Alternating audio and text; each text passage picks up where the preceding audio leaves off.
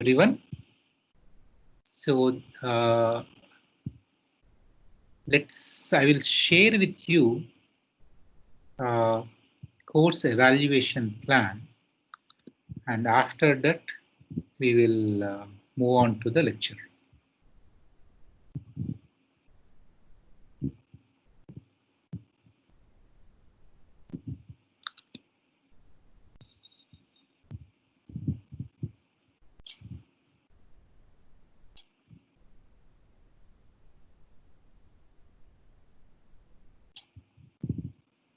So I hope you are able to see my screen.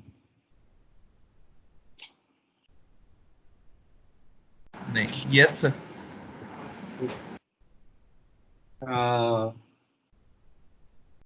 So we will have weekly one homework every week and 12 weeks, 12 homeworks. And these homeworks will be very small homeworks, like you do something hands-on mostly. Like for example, install a GCC compiler which generates ARM assembly code instead of x86-64 assembly code. Or you learn how to create a library and from few routines that you have. Okay, you understand how linker works in that context. Okay, so these homeworks will be very small. They shouldn't take much time, or even if they take time, let's say 2-3 hours, the intent is you really learn a lot by doing these homeworks. Most of the time, the submission from these homeworks may not be much, but I'll still ask you to submit something or other to see that that you are doing it. But it's primarily, I would say, you have to be motivated. I'm not interested in specifically evaluating you, but these homeworks are meant to help you out. So it will be beneficial for you if you do these homeworks. But in any case, these homeworks carry 25 points throughout.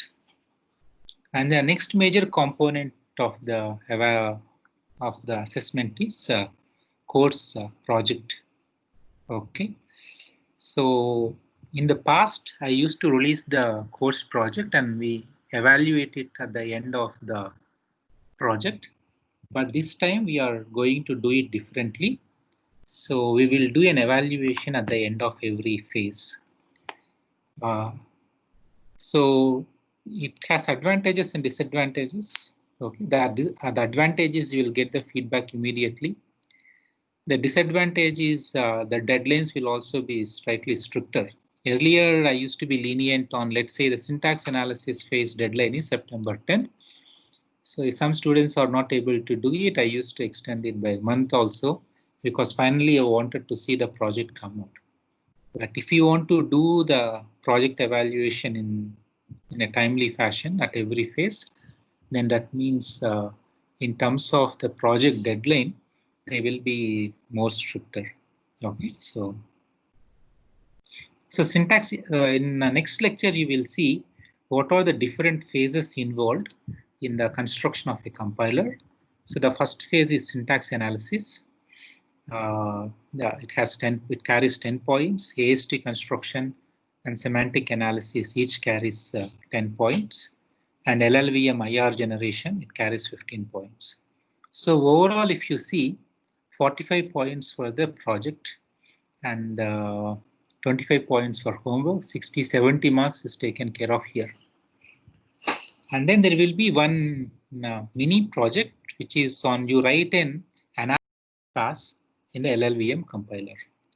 So as I told in the last class, an important goal for this course is I want you to get experience in working with a real-world production quality compiler.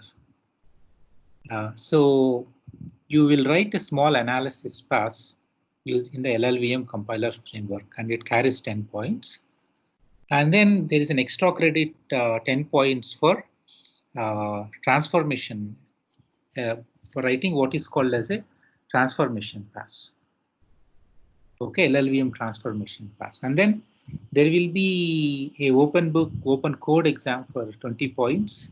So yeah, we will figure out how exactly we will do it, whether we'll have one exam or whether we will have two exams.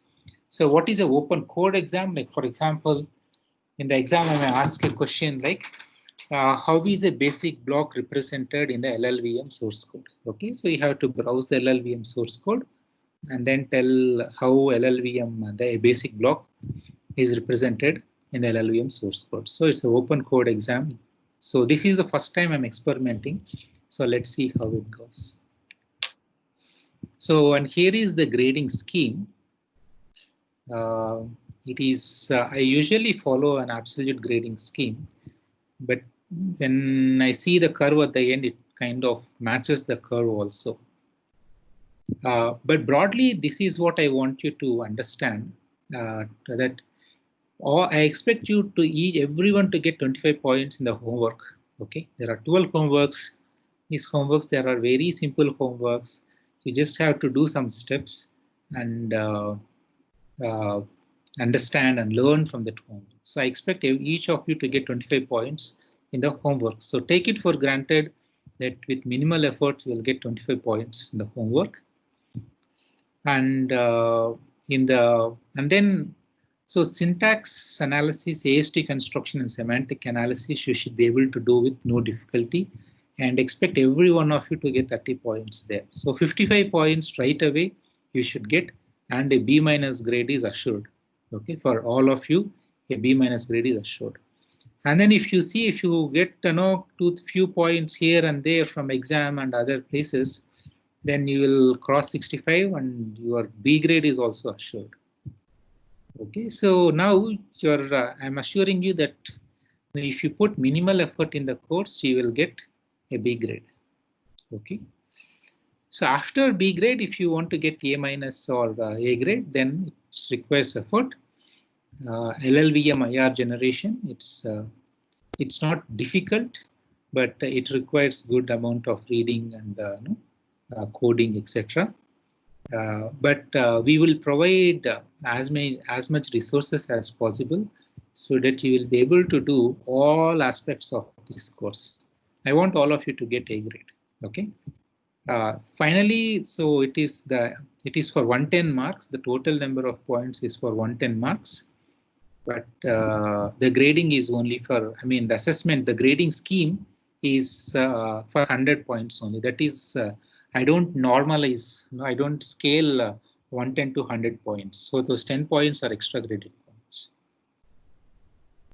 So what it means is you have you don't need to worry about your grades at all. Okay. You should be able to do well. I want you to learn from this course. I want you to enjoy the learning process rather than worrying about the grades too much. So, any questions here? So the grading system now has only A, B, C, and whatever the F grade or P grade. So is it the same even for the online semester, or will it be changed? No, it's the same. We follow the. No, this semester we'll have the regular grades, A minus, B minus, etc. Last semester in between we switched, but this time the grading scheme will be the same. Actually, we got a mail regarding the same, that we have just A, B, and C grade for this semester as well. Oh, is it? Yeah. Okay, very good information. I will check and then I will see how to change this. Okay. Okay, sir. Okay, sir. Okay. Thanks for pointing that out. Okay then. So, all right. So it should not be an issue. Okay. So what will happen? So everyone maybe 75 plus becomes A, or 80 plus becomes A. I will do something about it. Okay. Thanks for letting me know. Any other questions here? Okay. So again, I want to really emphasize, I want all of you to enjoy learning this course. And I don't want you to get stressed out about things. And if you need any help, don't wait till the end. Okay. You should drop me an email or call me, or we can set up a meeting, work things out. The TAs are there. So we will extend all help so that you learn well from this course while not feeling stressed out about this. Okay. Now let's get started with the lecture.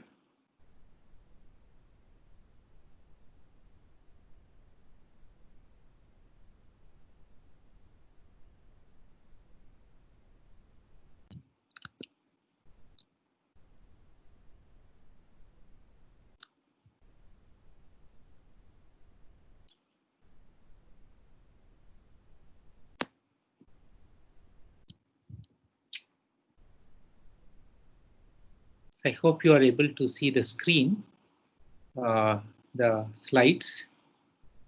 So I just want to quickly remind you about the course objectives. Okay. Because building a compiler, it requires us to understand a lot of theory, and we will study the theoretical basis behind compiler design very well in this course. And not only that, and many courses actually end up being there, just trying to understand the theoretical aspects of compiler design. Most of the courses, they kind of end there. But in this course, we would like to also understand what are the engineering principles, engineering aspects involved in the design of a compiler.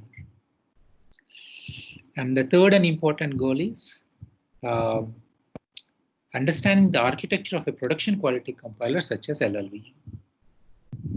And you use your theory, and you use the engineering principles, and you use your understanding of the LLVM architecture to build your own C compiler or your mini C compiler. Okay. So I'll recap the discussion from the last class, the main ideas from the last class, and then we'll proceed. Okay. So the first idea is related to the model of computation. So if you take any program, in order to be able to execute the program has to be present in the main memory of your processor, okay, of your computing system. So here you see on your left, you see the CPU, and then on the extreme right, you see the memory. So if you want to execute a program, any program that is residing on the hard disk, the instructions and the data associated with the program, they have to be loaded to the main memory. And once the program is loaded into the main memory, you tell the processor to execute the instructions of the program. And how do you do it? You set the program counter register in the CPU to the address of the first instruction in the program. And this is how, this is what happens when you want to execute a program. Okay, load the instructions of the program from the hard disk to the memory, number one. Number two, set the program counter register in the CPU to the address of the first instruction of the program. After that, what the processor does is it fetches the instruction whose address is present in the program counter register. It decodes the instruction, it executes the instruction, and it keeps on doing this. And I really want you to keep this, what is called as a fetch, decode, execute model in your mind. So this is what is called as a sequential model of execution. Okay, because you are fetching one instruction, you are executing that, decoding that instruction, and executing the same, and you keep doing it again and again and again. This is what is called as a sequential model of execution.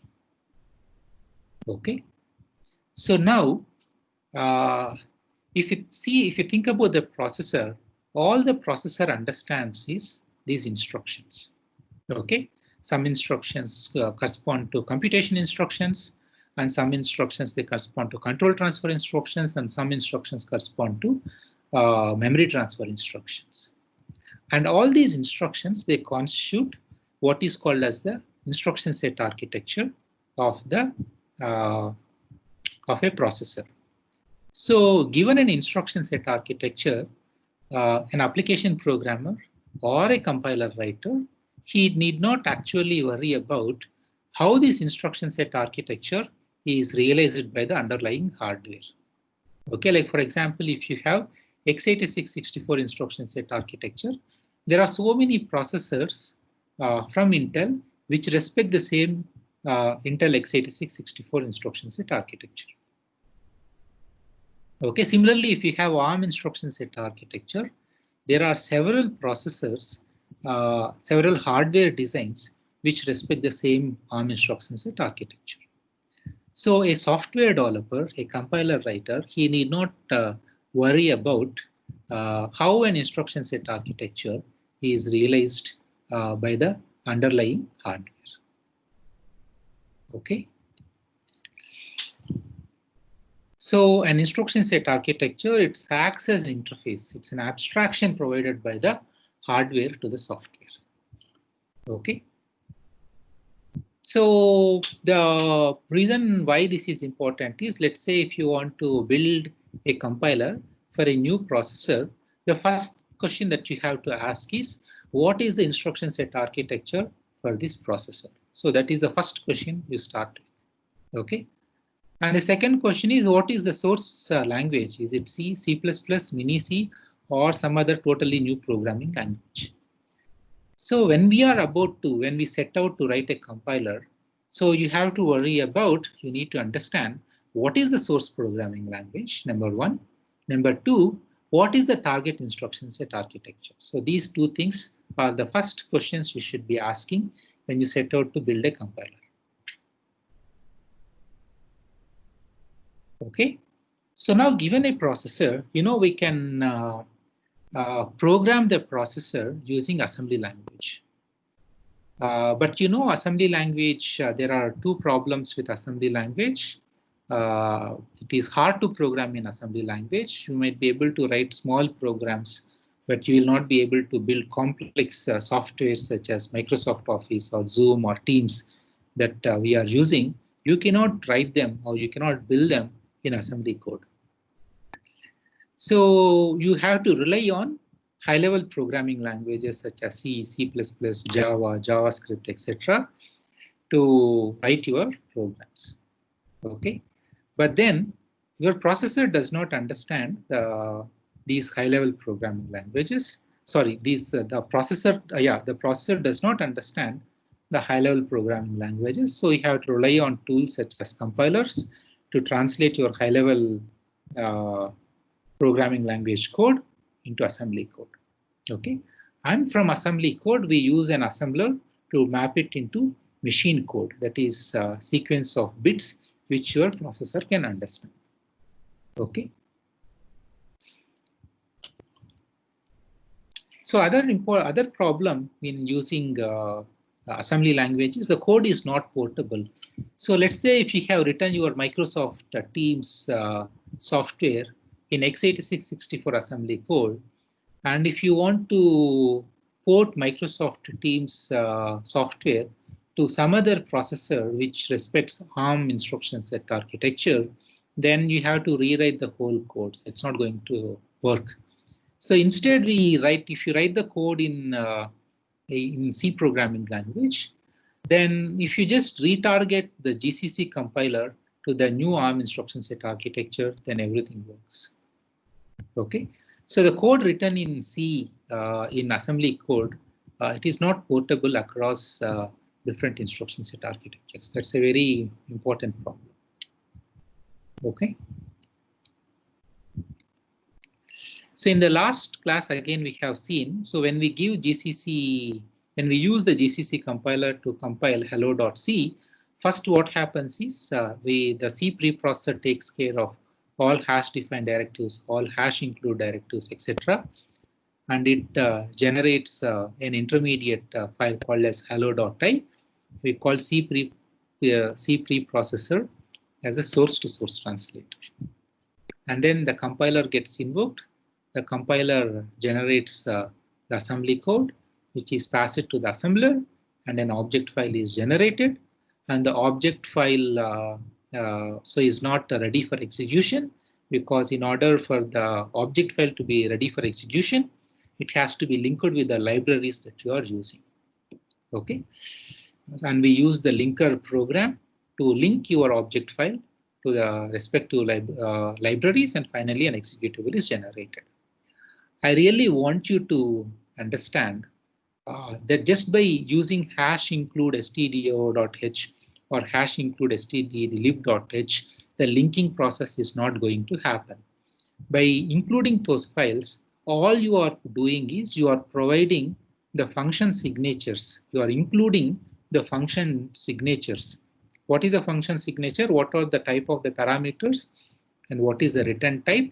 That function signature is included in the hello.i file, so that the compiler, when it is compiling, it knows, when you are using printf or stringlen, it doesn't have access to stringlen code, it doesn't have access to printf code, but it knows the signature of those functions.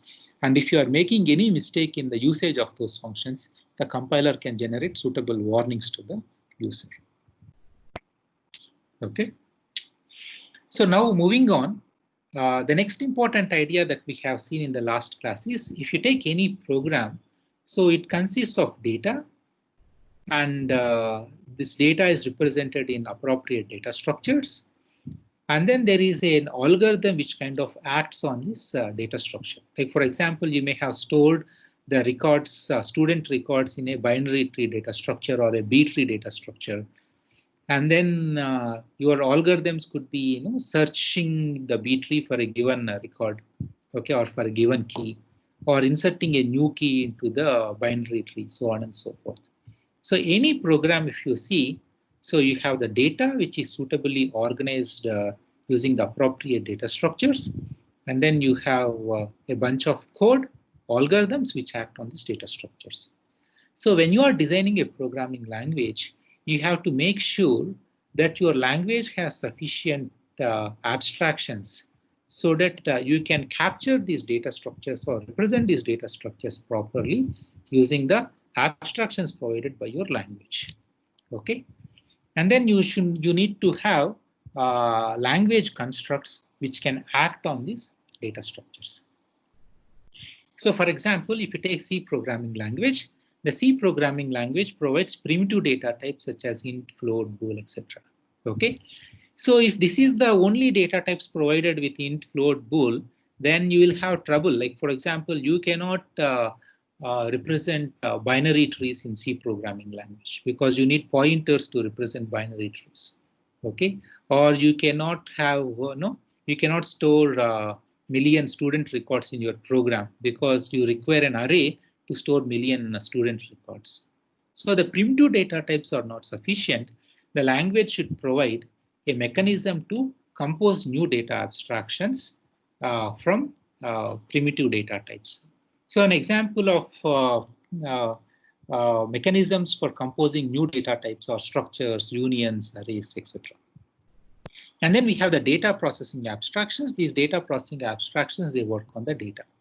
Okay, but the issue, so if we just have the data processing abstractions, then we will be in trouble, because the control can go only in the forward direction, one instruction after another or one statement after another. Then you will not be able to do many interesting things. So your language will not be complete.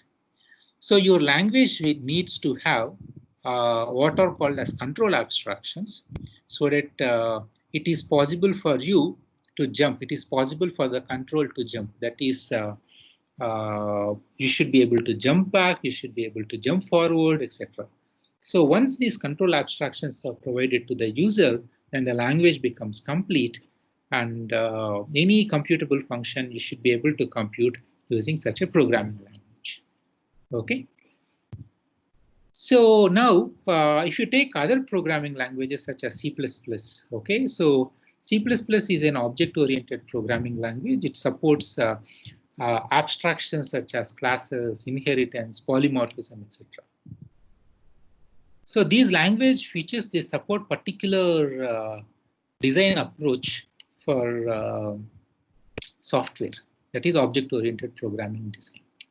Okay, but strictly speaking, even without these object-oriented language abstractions, still we will be able to write all our programs using a programming language such as C. Okay. So an important idea here is when you are designing your language abstractions, you have to see that it is possible for us to realize these abstractions using the instruction set architecture given by the processor. The other way around is also true. When you are designing an instruction set architecture, you have to design your instruction set architecture in such a way so that all usual programming language constructs, you should be able to realize them using the instruction set architecture that you are designing. So it goes both ways. Okay. So now, we have the instruction set architecture, we have the programming language abstractions, and the compiler acts as a bridge between the programming language abstractions and computer architecture. Okay, so as I said before, if you are coming up with a programming language abstraction, so we need to have an efficient strategy. We need to have a strategy to efficiently implement that abstraction in the underlying compiler or runtime system. Okay, so for example, there are certain features in a C++ programming language where if you use those features heavily, then you have to kind of pay a performance penalty. Okay, and you may be aware of such features in other programming languages also, maybe. Okay, so there is a question. So while designing the programming language abstractions, so what principles guide the design of language abstractions? It's a question. It's a question that we have to pose to ourselves. Okay, so this is very important. I said at the beginning that a compiler, we have the instruction set architecture, and the compiler writer need not worry, or the application developer need not worry how the instruction set architecture is realized in the underlying hardware.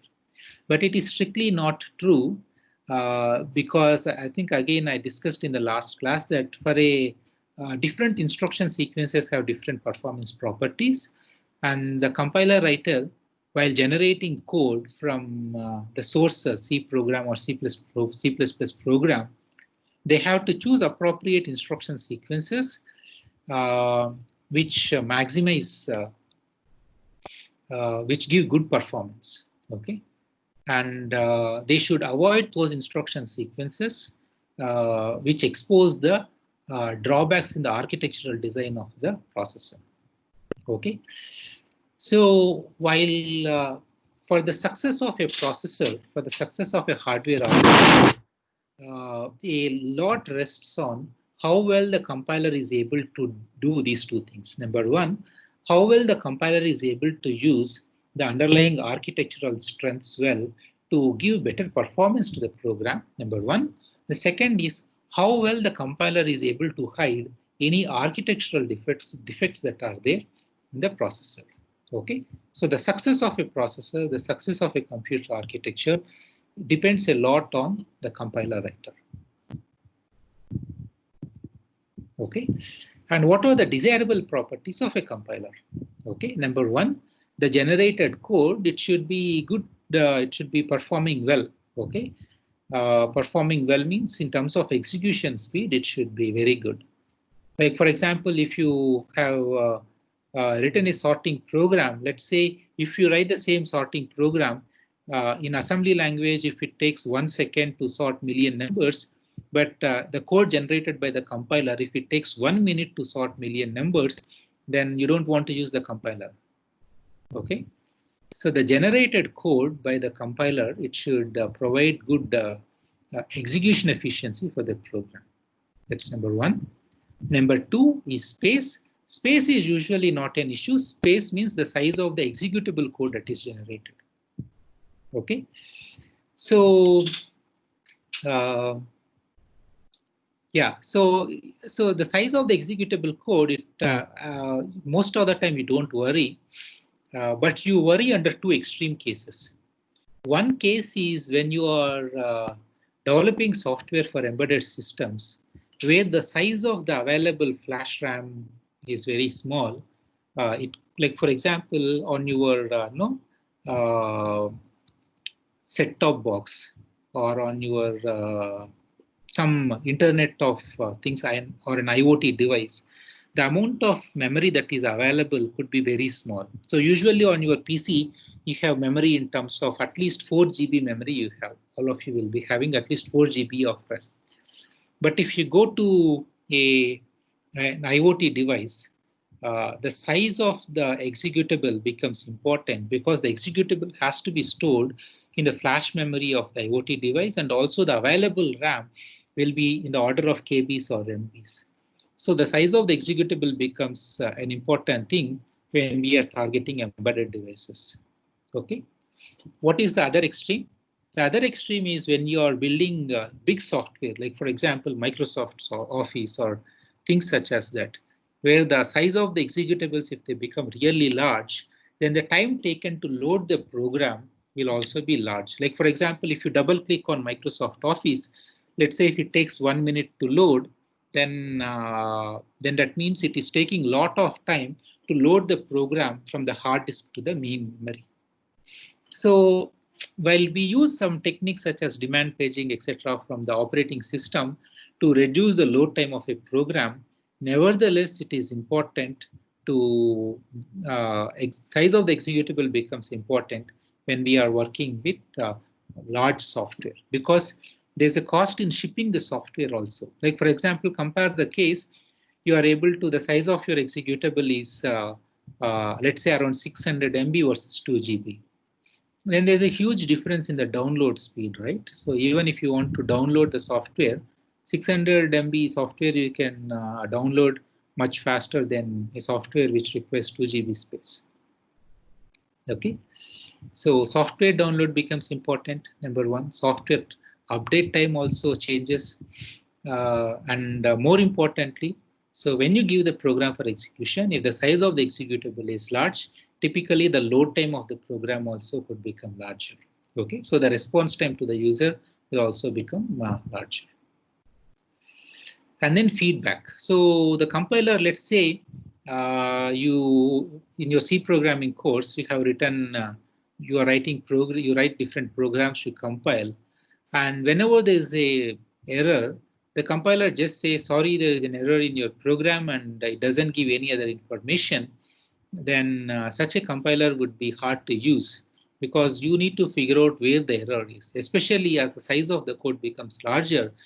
Then isolating what is the source of the problem. Is it a syntax error, or is it some other kind of error? What is the error? It becomes important when we are writing programs beyond a few tens of lines of code. Okay, so even take small programs such as 25 lines, 30 lines, 50 lines. Even there also, good feedback from the compiler becomes important. And then ability to support for debugging. Okay, like for example, debugging. So let's say you are not able to, the compiler doesn't support GDB. Okay, then it becomes a huge issue. So like if you are able to use GDB, many problems you can quickly isolate. Like for example, there is a segmentation fault. If there is a segmentation fault, and if you use GDB, you can narrow down to the segmentation fault in a jiffy. Okay, but if you don't have GDB, then narrowing down to a segmentation fault becomes a nightmare. You have to put in a lot of effort. Okay, and finally, compile time efficiency. So again, so compile time efficiency is time taken to compile your program. So I would presume you wouldn't be caring about compile time efficiency till now, because all the code that you have written, maximum maybe 1,000 lines, 2,000 lines of code could be there. But once the code size becomes large, like 10,000 lines, 50,000 lines, 1 lakh lines, then compile time becomes important. Okay, like for example, one of the small homeworks that I will be giving you is to download LLVM compiler and compile it. Okay, so if compiling an LLVM compiler, so you can see that it may take half an hour to compile the compiler. So what happens is maybe if it is a one-time thing, you are fine with it. But let's say you are writing an analysis pass in the LLVM compiler as a part of your course homework. Okay. Then every time you make a change, what is the typical thing that you do in your C programs? You make a small change, you compile, and you get the feedback in less than a second. So you are able to follow that cycle. But if the compilation time, if it takes 1 hour, for every small change that you make and you compile, if it takes 1 hour, then your productivity falls substantially. Okay, so their compile time efficiency becomes really, really important. Okay, so I will skip this and then I'll go to emerging computing systems. So before I go, I want to see how you are doing, to see if there are any questions.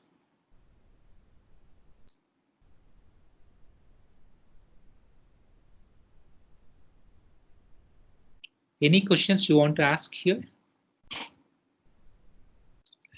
Lot of today's class is kind of review, but we'll pick up pace from next class onwards. Okay, I just want to keep the first 2 classes light. Any questions you have?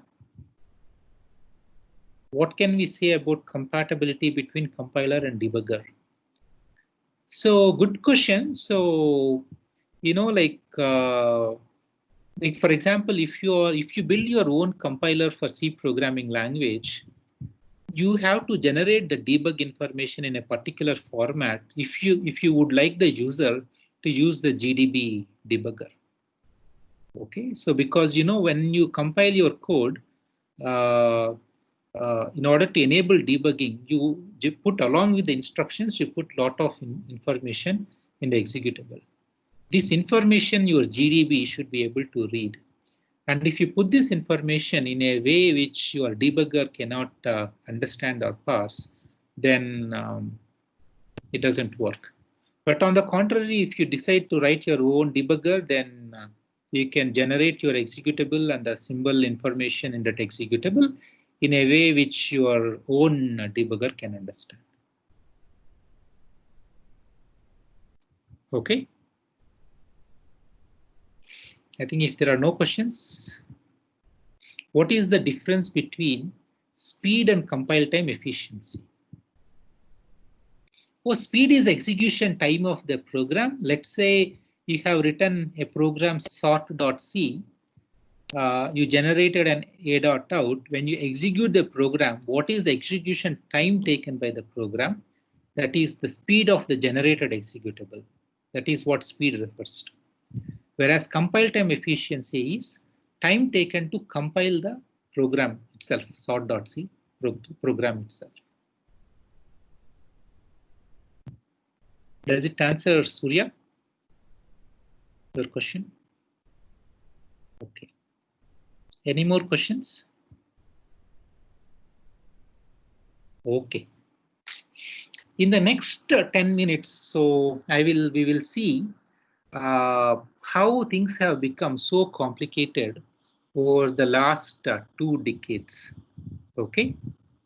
So what did we see? That we have a von Neumann model of execution or sequential model of computation, and what the compiler does is it takes a sequential programming language such as C. Why is it a sequential programming language?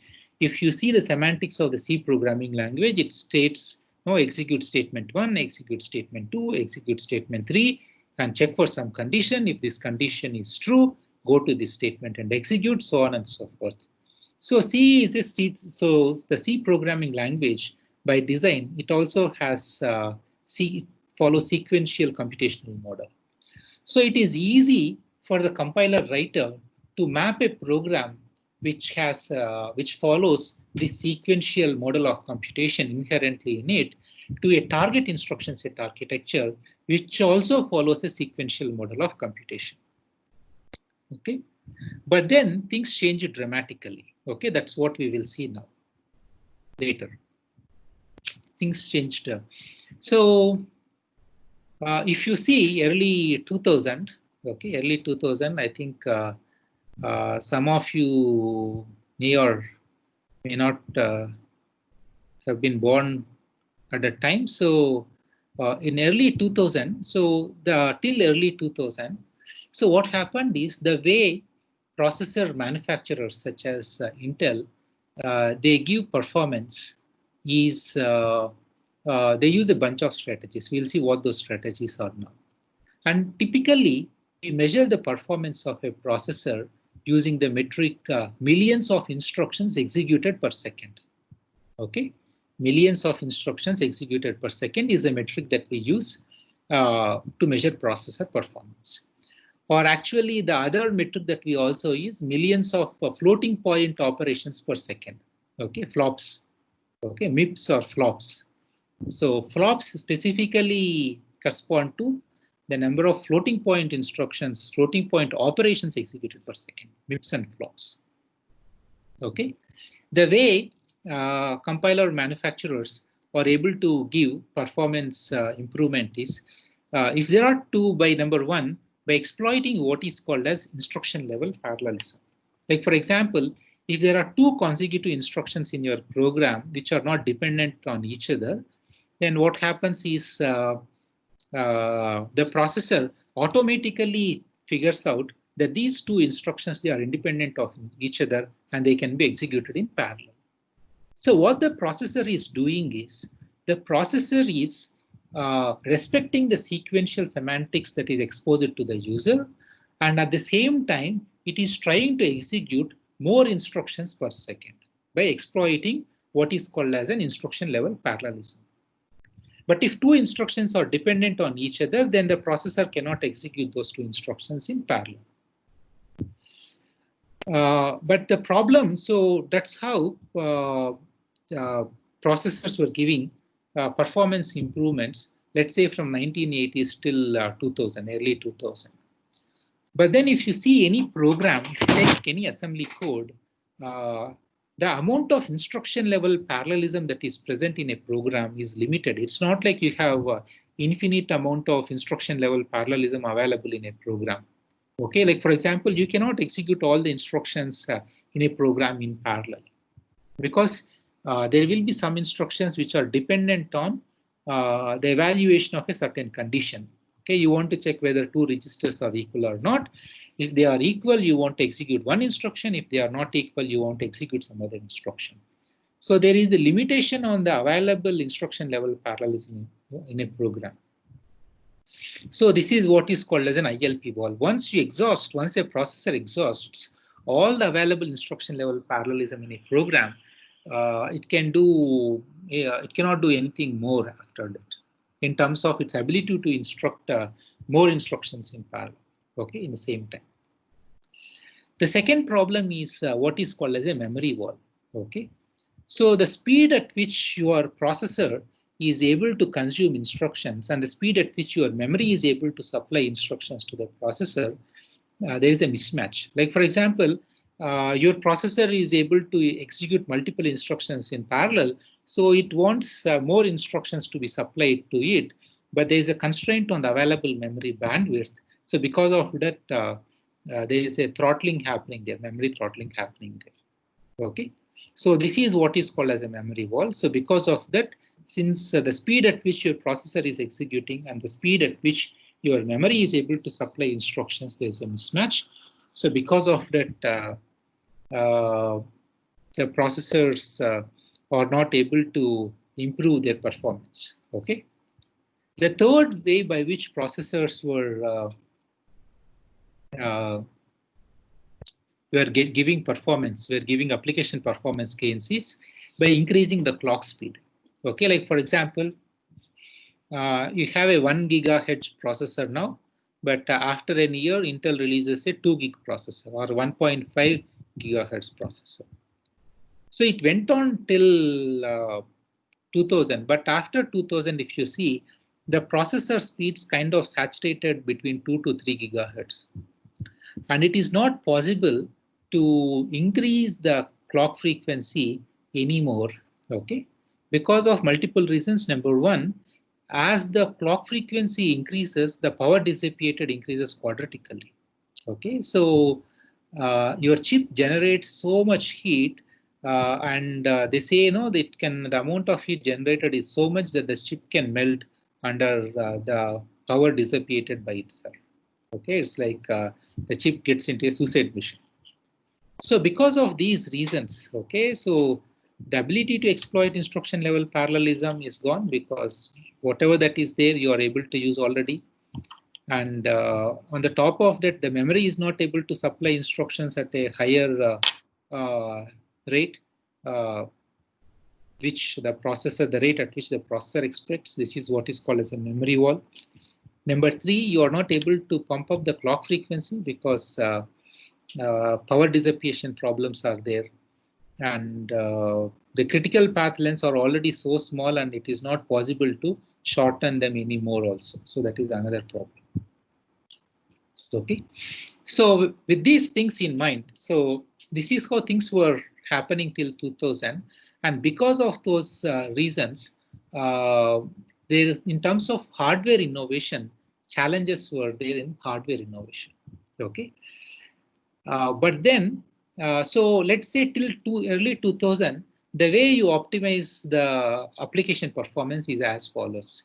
Number one, the processor designer, he will come up with better microarchitecture. That is, he will come up with an architecture which with a higher clock frequency and with which can exploit instruction level parallelism better.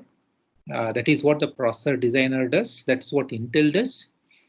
And then the compiler writer, what he does is he comes up with better optimization passes, instruction scheduling algorithms, register location algorithms, so on and so forth. All these things you will study in this course. And from the programmer, he tries to come up with better algorithms. Okay, like so the underlying execution model is the same. You want to come up with new search algorithms, novel data structures, so on and so forth. So this is how people tend to optimize application performance till early 2000.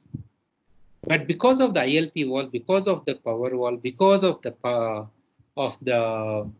memory wall, so things changed after 2000. So the complexity of computing systems just changed. So earlier we used to have only one unit. That is, if you see, there is only one core. Now all of your laptops, they have processors which contain multiple cores. And not only multiple cores, each core has a SIMD unit and it has an on-chip cache. Each core has its own cache. And then there is a last level cache which is shared by all these cores. Okay. So now things get difficult. Okay. So we will, I think we are running out of time. So we will start from this point in the next class, because this is an important idea. I don't want to rush through the discussion here. We will start. We don't do a lot of recap in the next lecture. We'll pick up pace, but we'll start from here and we will see what architectural changes happened after 2000 and what is its impact on programming languages and what is its impact on the compiler design. Okay, so these things we will see in the next class.